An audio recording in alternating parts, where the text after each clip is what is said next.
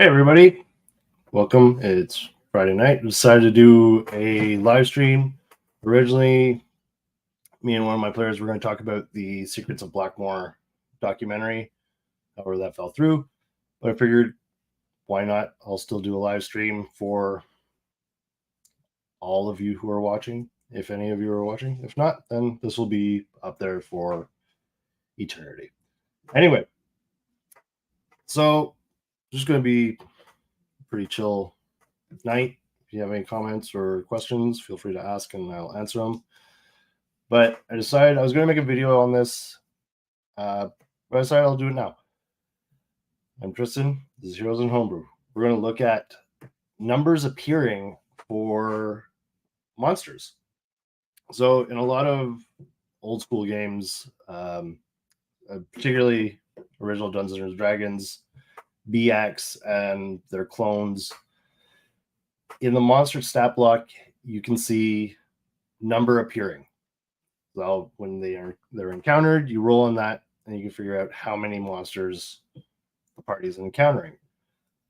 But if you look at original Dungeons and Dragons, the number appearing for each creature is astronomical.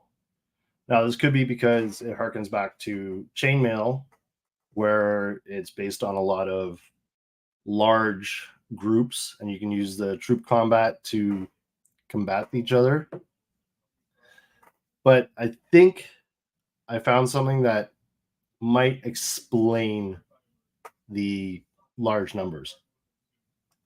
So recently, I've been getting into Blackmore, looking into it and stuff, because I'm curious about the original settings, the original games. When people said that they were going to play Blackmore, they were going to play Greyhawk, wasn't they were going to play DnD, they're going to play those particular settings. And I'm not sure when this came out. I think it came out in the late 70s, but Dave Arneson's Blackmore, the original fantasy campaign setting, I think that's what it's called. Anyway, I was reading it. I'm not entirely sure where I got this PDF from, because I don't think it's available anywhere. But I found it among the multitudes of PDFs that I have. And I was reading through it, and I'll be honest, it's tough to read. It's not super clear on a lot of stuff. It is basically, I've seen it described before as your friend just handing you their campaign notes and saying, go with it. And that's very much how it reads. It's not in any real coherent order. It's a little all over the place. But I found something that I thought kind of explained how to use number appearing a little better. So let's go take a look at that. All right, now, if we look at this, that's not what I want. I want one single page. There we go, single page. And we're going to zoom in.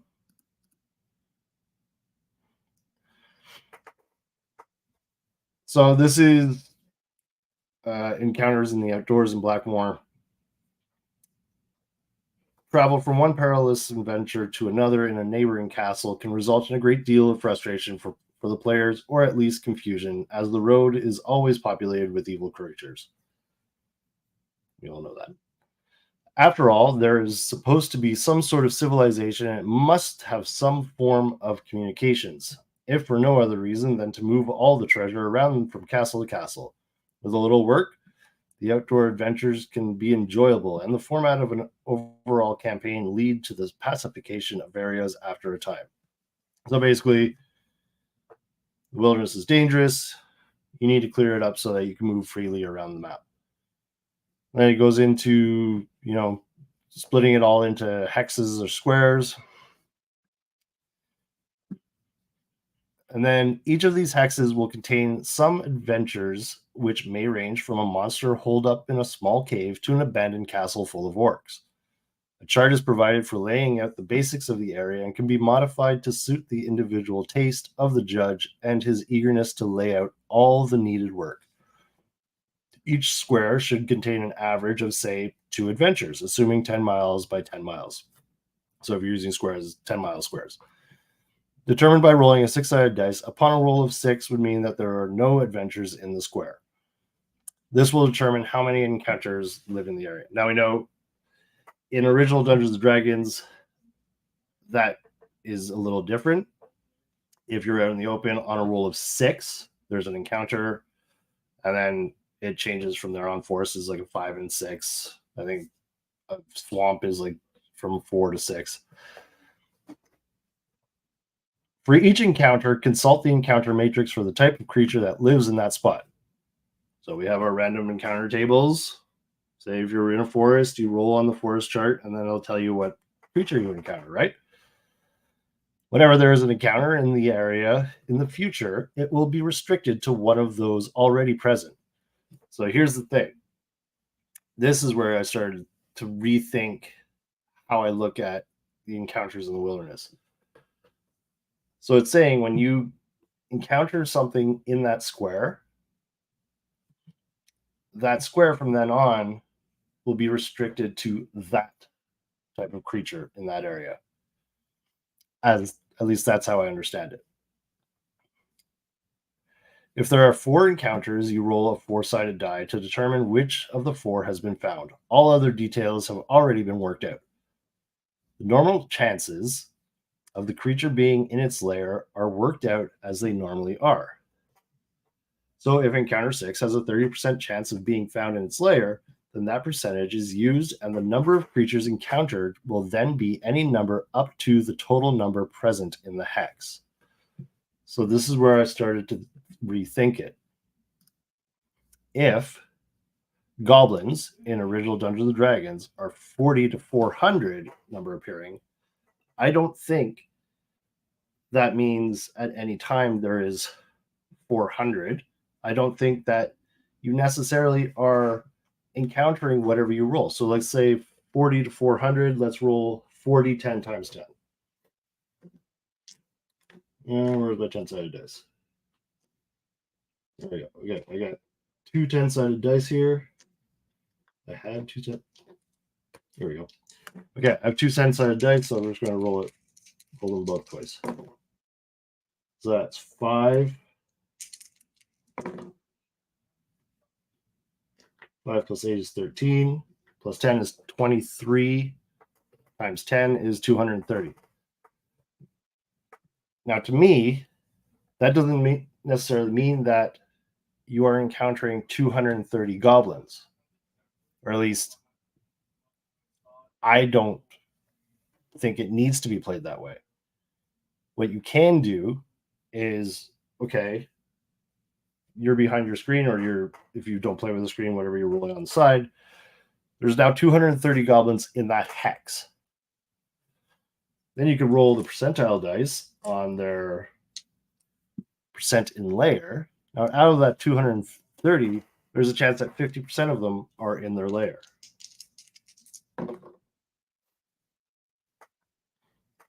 So what's 50% of 230 is 115. Now, if you roll under the 50%, then 115 are in the layer. But you could also roll a percentage and find out how many of those 230 you're actually encountering. So if there's 230 in the hex, I roll a 28, I'm encountering 28% of that 230. The rest are in the layer. At least that's how I think you can play it. If we continue here, it keeps saying, again, to avoid confusion, you may wish to take the maximum number of creatures that is listed on the monster matrix as representative of the population in the hex for each encounter, given a plus or minus 10% to keep the players on their toes. For each time that the creatures are found in their layers, there will be a chance that a portion of them are out in the countryside. So you can roll to see, okay, are they in their lair? Yes. But you can then roll if there's any of them outside. So if we roll 230 goblins in that hex, we could roll to see if we found the lair. if we found the layer, we can then roll a percentile to see if any of them are out in the hex. And that brings us down to sometimes a more manageable number, like albeit 115 is not a particularly manageable number, but it makes a little more sense. And this is why I think in later editions, say BX or even in basic fantasy, the numbers aren't as big, but also BX is not presuming that you're using chainmail and troop combat. So let's take a look at. So this is Mold Bay Basic here. For a goblin, number appearing is 2 to 8, or 6 to 60 if they're in the layer. And then if we look at Basic Fantasy, which is right here, Basic Fantasy has different numbers for if they're in the wild or in the lair. If we look at this, this is number appearing. This is given in terms of one or more die rolls. Monsters that only appear underground and have no layers will have a single die roll. Those that have layers and or those that can be found in the wilderness will be noted appropriately. For example, a monster noted as 1d6, wild 2d6, layer 3d6 is encountered in groups of 1d6 individuals in a dungeon setting, 2d6 individuals in a wilderness setting, or 3d6 individuals in a lair. But you see how different the numbers appearing are? Let's go look at goblins here.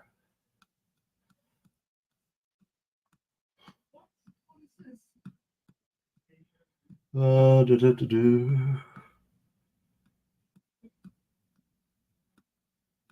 course, I picked a creature that's not near the beginning of the monsters.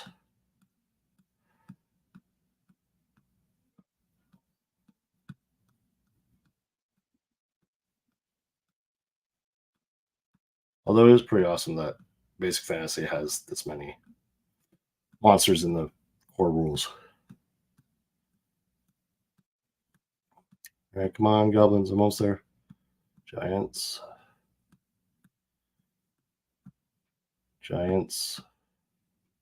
Storm giants, gnome, and goblin. So number appearing of goblins, 2d4. So you'll always encounter it 2d4s in dungeons, 60-10 in the wild. So that's a maximum of 60, and 60-10 in the lair. So you're going to encounter a maximum of 60. But in the lair might be multiple rooms, so you're not encountering a group of 60 necessarily. So I think that using this, and then it goes on to some kind of complicated math that we can look at after. Using this, I can alter that for, say, my solo game or even my group game, and I can pare it down. I can say, I know in this hex now that there are 230 goblins.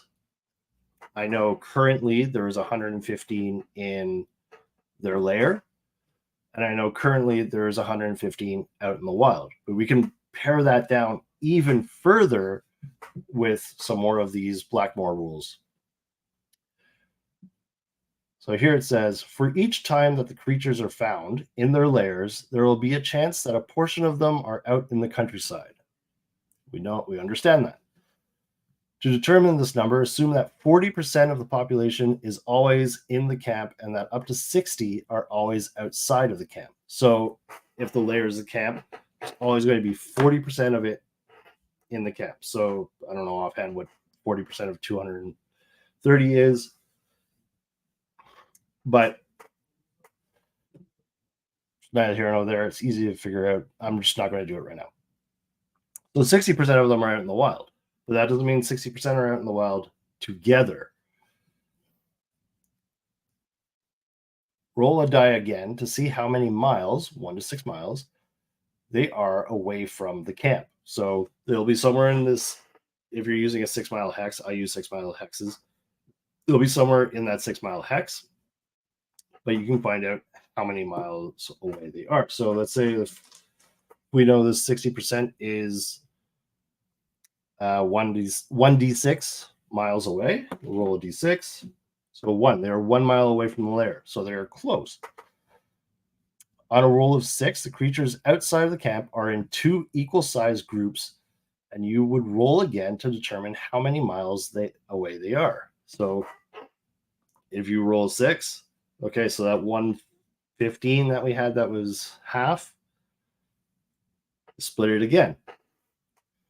Whenever 6s appear again, divide that proportion of the creatures in half again and roll for their positions. In this way, an original group of creatures starting at, say, 50 strong could first divide into groups of 25, then 12, then 6. Example, 50 creatures, a 6 is rolled. The first group of 25 is located 6 miles to the northwest. The second group is divided into 12 and 13 creatures. The first being located 3 miles east of the camp, and the second rolling a 6. This second section is located 4 miles south of the camp. So, in my mind, using this 400 to 400 goblins doesn't have to be how many goblins the party is encountering at that moment. It doesn't, and if they're in the lair, it doesn't have to be how many goblins the party is encountering in the lair. To me, that is just how many goblins are in that hex at that time, currently reside in that hex. Now, what you could do is, let's go back here. You could say, okay, we're going to assume that there are, going by what was in the Blackworm book, that there are at least 2 adventures in each hex. Now, an adventure in this case is considering monster lairs and encounters. So for your own game, you can say, okay, well, each hex, I'm going to have four types of creatures in this hex, because these groups could be antagonistic towards each other.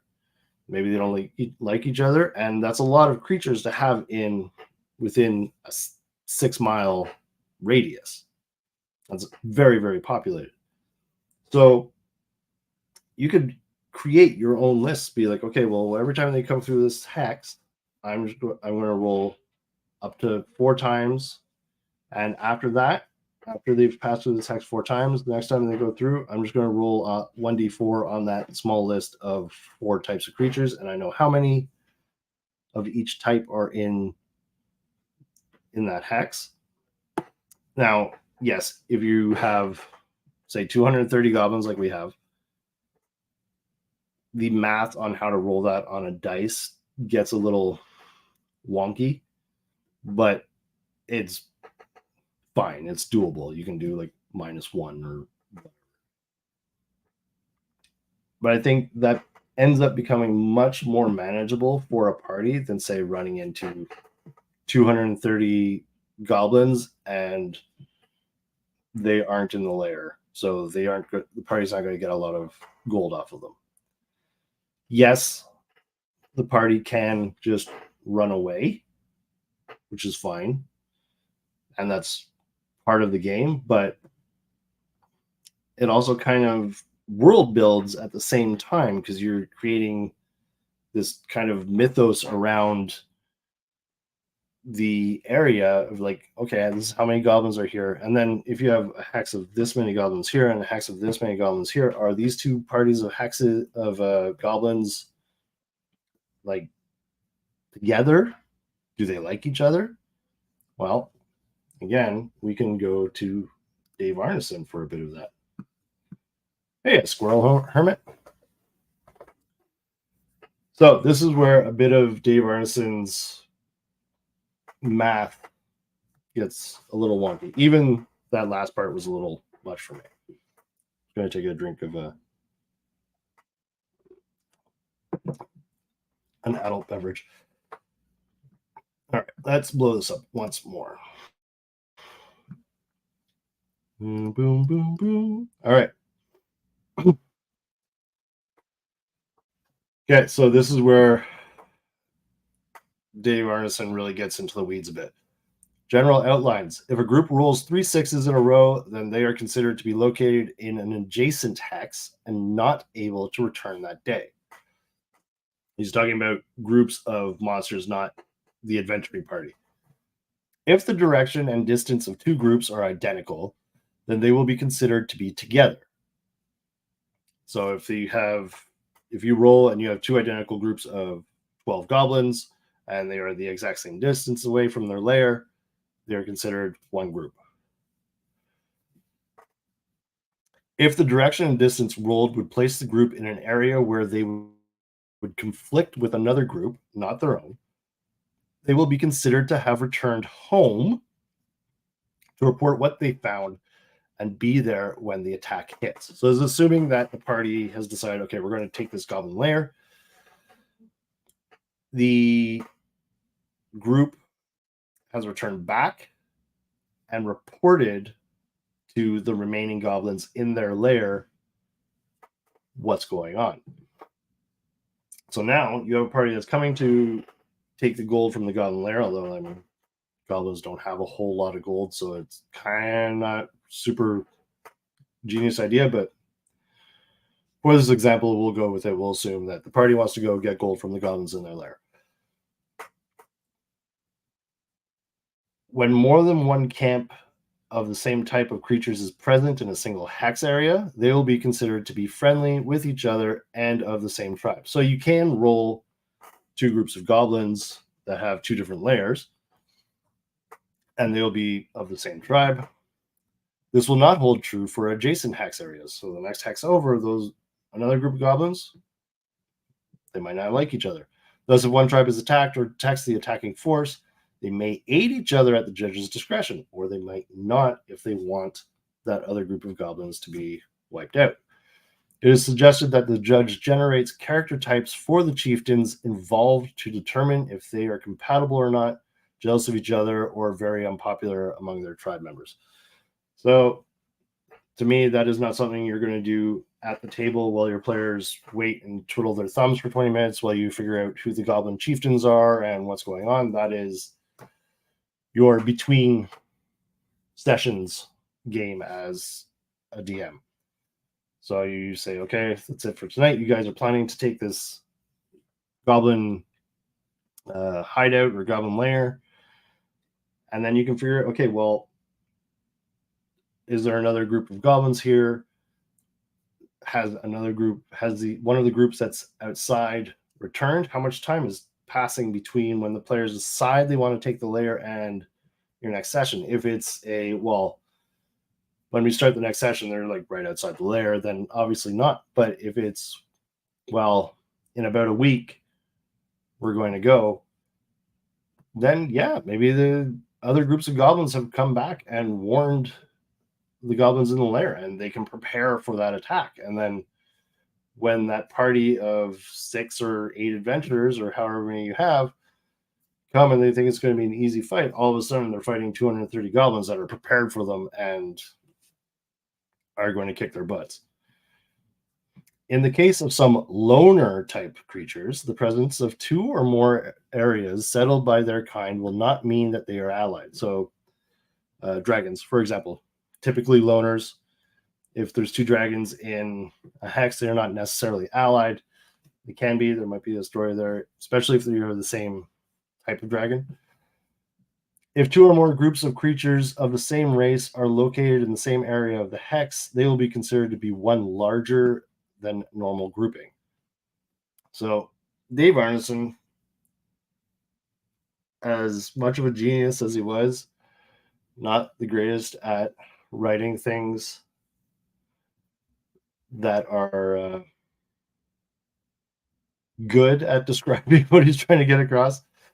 It gets very confusing, and I'll be honest, I've read this several times and I still don't have it all figured out. But the idea is sound, where you can have a number of goblins that are in this hex.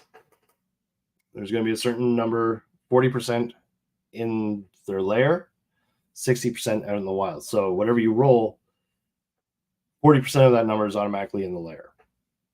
If you roll that the players found the lair, they're only going to fight that 40% at that time. But that can change depending on what's going on.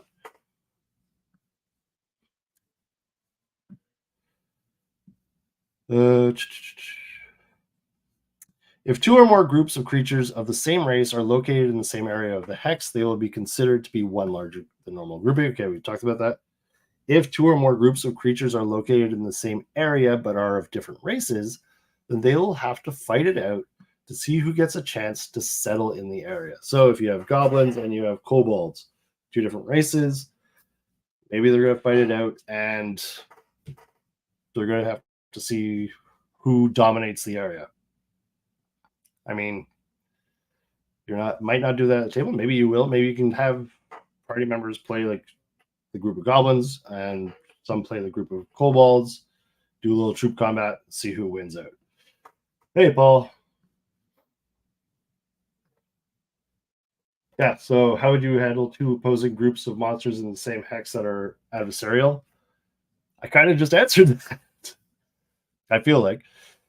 So yeah, if you have two different groups that operate in the same hex, you consider them to be adversarial, and they would fight it out to see who settles the area.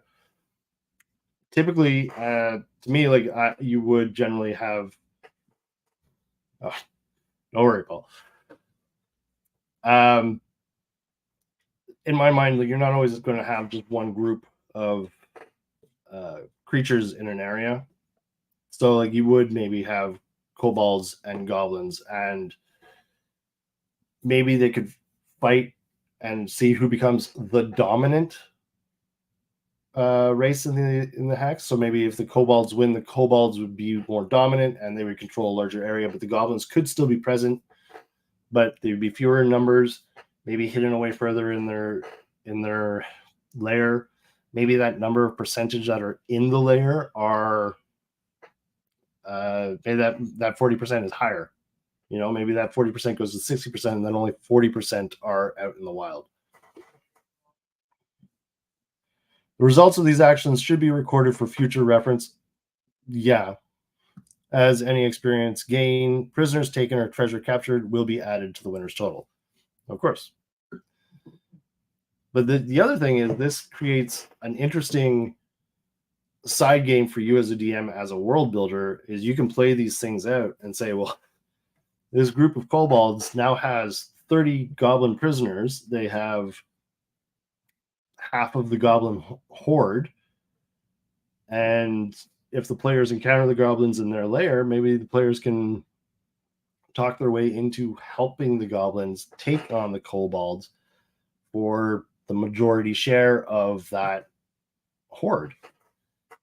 So just that can create some interesting stories. Or the players could say, yeah, we don't want any of that. We are just going to let you kobolds and goblins kill each other at will, and we're going to move along. The remaining of the force defeated will A, join any other group of the same race in the square, B, join any group in an adjacent hex, or C, be eliminated from the game. If one wishes, he can even work out the encounters of the survivors as they try and reach the next friendly group. All such groups will have their treasure with them. These little actions in themselves can provide a great deal of enjoyment. Once they have been fought out, take the percentile die and roll as follows to determine how many of the losses suffered have been replaced before your campaign begins.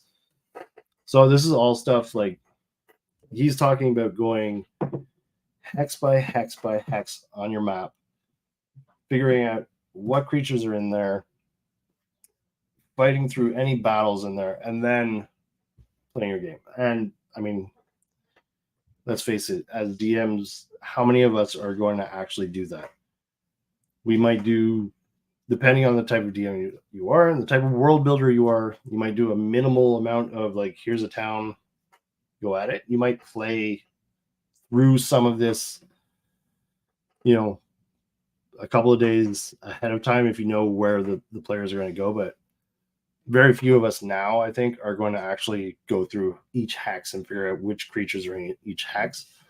But for a hex crawl, the principle still stands that you can use this to sort of create the environment around you. So then it shows on a percentile die, which back then was just a D10, how many of the force have been replaced. And then, of course, when you look at how this is written with the different armies or different groups attacking each other and stuff, you have to remember, like, again, this comes from a lot of wargaming. Dave Arneson did a lot of wargaming, which when I talk about Secrets of Blackmore with Paul, we'll talk about that. The amount of wargaming that went into Blackmore and how Blackmore kind of progressed, you can tell like a lot of this was a part of that. See, Paul says, if you knew the formula, couldn't you just make all the die rolls at once and then work them out as the party enters a new hex? Yeah, you could. If you had it sort of cleared up and makes a little more sense at a quick glance, yeah, you could absolutely do that. You could do it as they go. For me, my main thing was taking the numbers appearing of creatures and making it make more sense at a smaller scale. But you could absolutely do it quickly. You'd say, okay, like you roll your number appearing. 40% are in the lair, 60% are out in the wild. So whatever the number appearing is, you do that quick math. You can roll to see who see if the party got to the lair or if they're encountering them in the wild. You roll the distance from what distance they are from the lair, and then you go through the thing. If you go roll 6, then that amount splits up, and then keep doing that.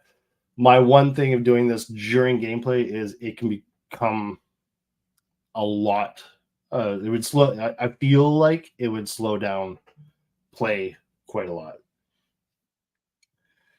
Paul says, it does seem silly when you think about it, having a gang of 400 goblins wandering around in a mob. Yeah, exactly. Like, that's not a mob. That's almost an army. You know what I mean? So, hold on. I'm getting a phone call. Oh. It's a D&D group. Sorry, my wife's at the movies, so I thought maybe it was an emergency. It was not.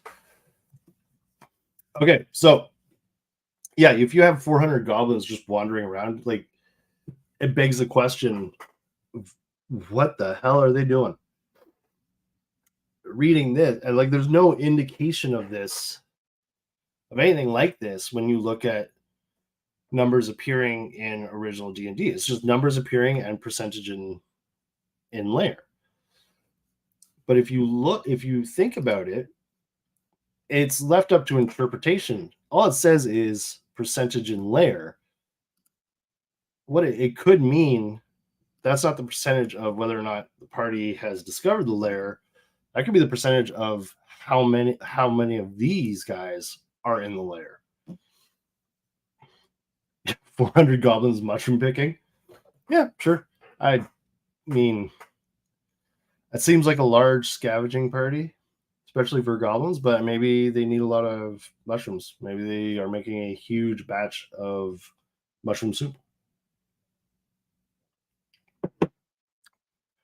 I do think in reality that this is the percentage you roll to see if they've found the lair, but you could use it for both. You could use it, that's the percentage of whether they found the lair and the percentage of how many of those goblins are in the lair. But if you go with the Blackmore, we already know that percentage. We know 40% are definitely in the lair, 60% are out in the wild.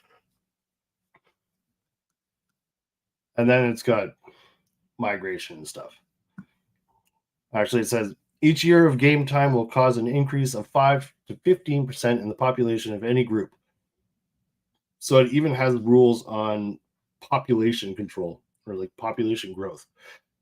Creatures that will not breed normally, magic types, and those that live alone will not increase in size. Fair enough. In addition, if all members of a breed present are of the same sex, there will be no increase in population. Also, it is suggested that you begin with one area, one hex, and the surrounding 6 areas. Once the central area has been determined and cleared out, then add adjacent areas as you progress and build up the size of your fantasy game. So he even gives you, like, don't sit down with a 600 hex piece of paper and try and figure out this out. You get your central hex. So let's say a central hex, our town is there because they need a home base. And then we can decide, okay, well, in that hex, obviously humans or dwarves or whatever adventuring types are predominant. We can say, my son being weird, we can say, okay, well, maybe that hex is cleared. Maybe since there's a town there, there's no dangerous creatures in that hex. And then you do 1 hex per side of that hex, so 6 more hexes. And you can do each of those. Just roll and see what's in them. Decide how many of these types of creatures, how many creatures do you want? Do you want 6 types? Do you want 4 types? Do you want 3 types in each one? For me, I would say, you know, do you need to have a chance of running into any, like, 8 of a different type of creature? Or is it enough that in that 1 hex next to the town, there's 2 types of creatures you can run into? You can run into goblins and gnolls. So say, if it's in the case of gnolls, 20 to 200. So let's roll 2d10. It was 4, 9, 2d10 times 10.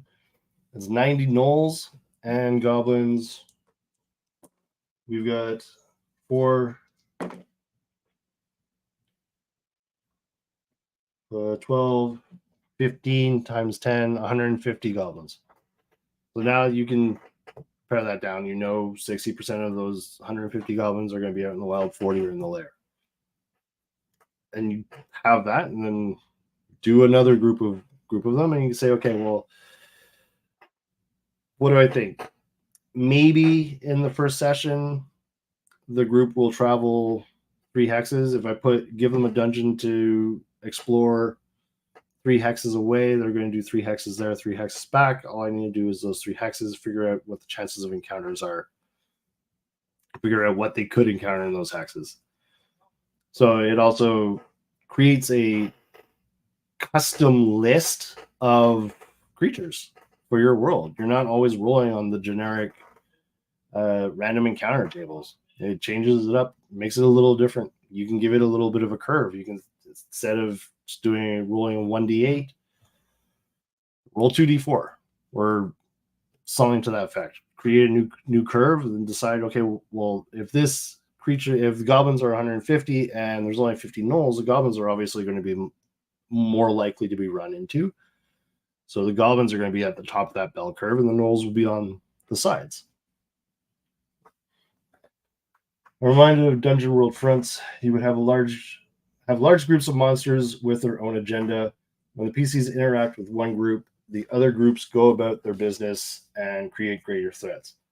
Yeah, Paul, basically, these creatures in there there's rules for them to have their own sort of battles and, like, political back and forths that are outside of the realm of the party, but the party could get involved if they want a particular group to come out on top. Like, say the group decides out of these 50 gnolls that they have a better chance of clearing the hex of the 50 gnolls than they do of the 150 goblins.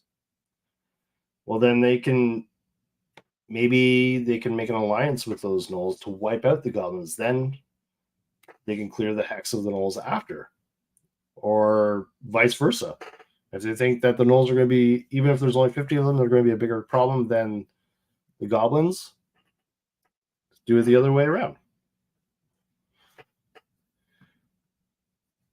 Paul says, when the PCs interact with one group, the other groups go about their business and create greater threats.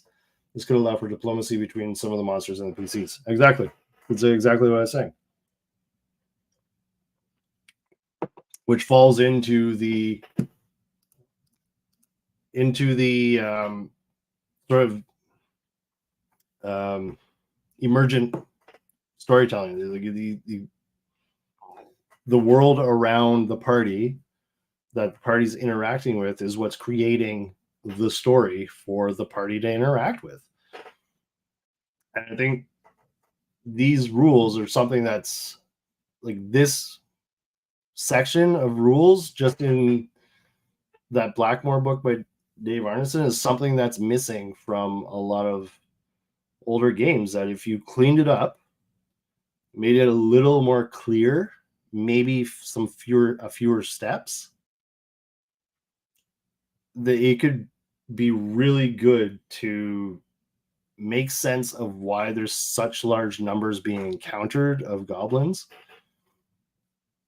and create more stories. Whereas you have like BX, where goblins are like between 6 and 60.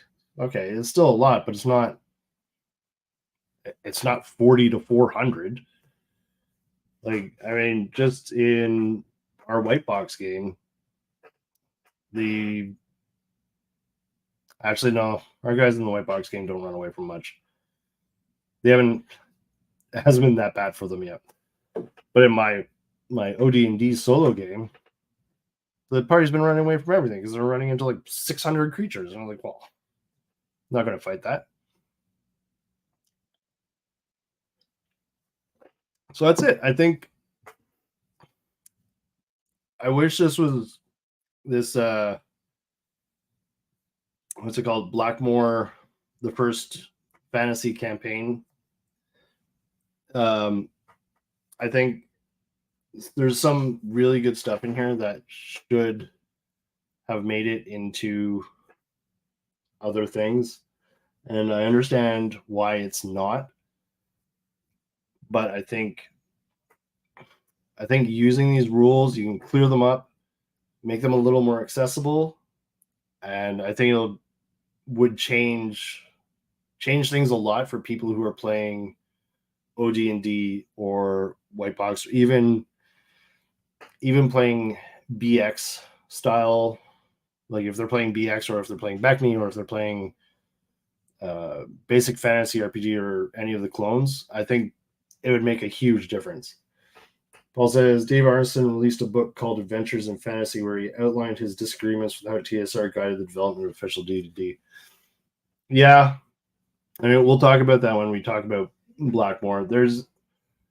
Blackmore taught me a lot of stuff that I didn't know, because I haven't read that much into the history. I know about Gary Gygax, I know about the Falling Out, but I didn't know a lot about Dave Arneson, and I hadn't seen a lot of his stuff other than the publisher had the word Excalibur in the name. Oh, really? Jeez. Okay.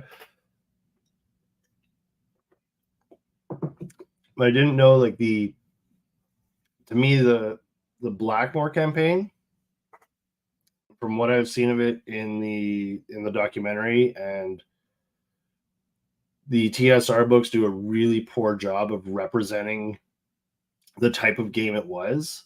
Blackmore looks, the style that they're playing looks super interesting. It is very much more wargamey, but the way it evolved is very, very cool. All right, I think that is it. Basically, I just wanted to share what I've kind of, like, a little epiphany I had about the large numbers appearing in OD&D. It's actually better that I did it on a longer stream than trying to get it done in a 15-minute video, because there is a lot to go into. But yeah, I think this might be something I work on and try and clear up and make it make a little more sense, at least for myself and start using it because it makes the world make so much more sense as to why in any hex, if you go through the same hex 4, 5, 6 times, if you're going back and forth from the dungeon to the town, the same dungeon to the town, go through the same hex and you're rolling on an encounter table, not necessarily every single time because you're not necessarily landing in the hex, but it's possible that you end up with 250 orcs and 200 gnolls and 100 orcs and 50 hobgoblins. Like, what are all these guys doing here? And why are they all just like hanging out waiting for people to encounter them? So that is it for me. Thanks, guys, for hanging out. If you have any questions, leave them in the comments. I'll try and clear them up.